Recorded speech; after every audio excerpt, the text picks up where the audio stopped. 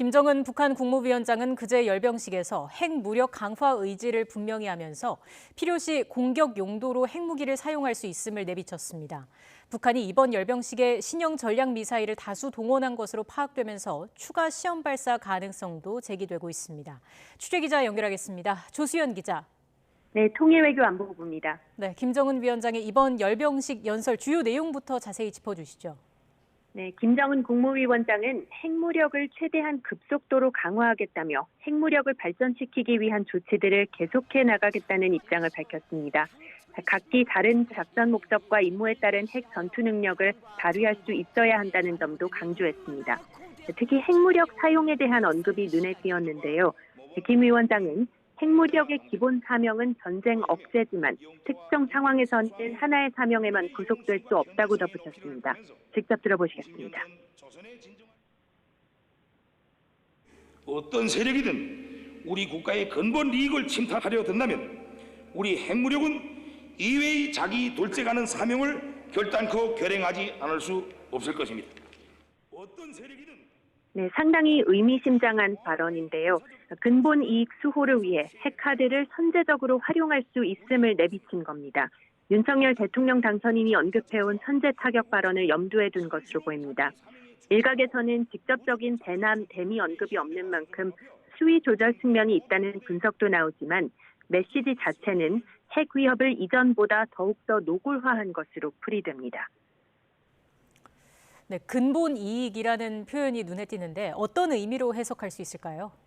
네, 핵무기 선제 사용 가능성을 열어뒀다고 볼 수 있겠습니다. 김정은 위원장은 근본 이익이 무엇인지 구체적으로 규정하지는 않았는데요.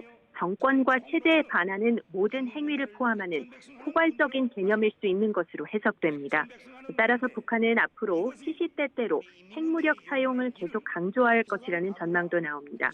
이는 핵 보유국으로서의 지위를 보장받기 위한 수순으로 미국과의 협상도 비핵화가 아닌 핵 군축이라는 명분을 축적하기 위한 노력의 일환일 수 있다는 관측입니다. 한편 북한은 열병식을 계기로 김정은 우상화에 집중하는 모습입니다.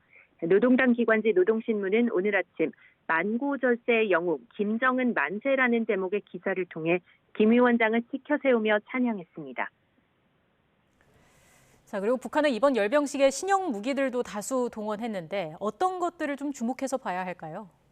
네, 우선 길이가 늘어난 12m 정도의 신형으로 평가되는 잠수함 발사 탄도미사일 SLBM을 주목해 볼 필요가 있습니다. 아직 검증되지 않았기 때문에 북한이 조만간 수중에서 시험 발사할 것으로 관측됩니다. 이와 함께 대륙간 탄도미사일 ICBM인 화성 17형 여러 기가 등장했는데요. 지난달 말 북한의 화성 17형 발사 성공 주장을 기만선전이라고 평가절하한 우리 군 당국의 발표를 정면으로 반박한 모양새입니다.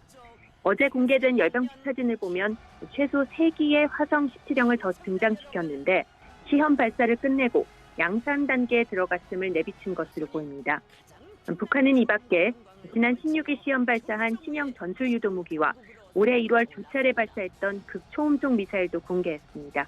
한미 군과 정보당국은 북한이 공개한 무기 체계에 대해 정밀 분석 중인 것으로 알려졌습니다. 우리 군 당국은 북한이 이들 미사일을 실전 배치하기 전 시험 발사할 가능성이 크다고 판단하고 관련 동향을 예의주시하고 있습니다. 이번 열병식과 관련해서 우리 정부는 어떤 입장을 내놨습니까?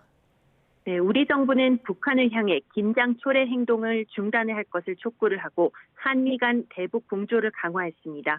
외교부는 한미동맹의 긴밀한 공조하에 정부가 이번 열병식을 비롯해 최근 북한의 동향을 예의주시해왔고 현재 계속 분석 중이라고 설명했습니다. 또 북한이 한반도의 완전한 비핵화와 항구적 평화 구축을 위해 외교적 해결의 길로 조속히 나올 것을 다시 한번 촉구했습니다.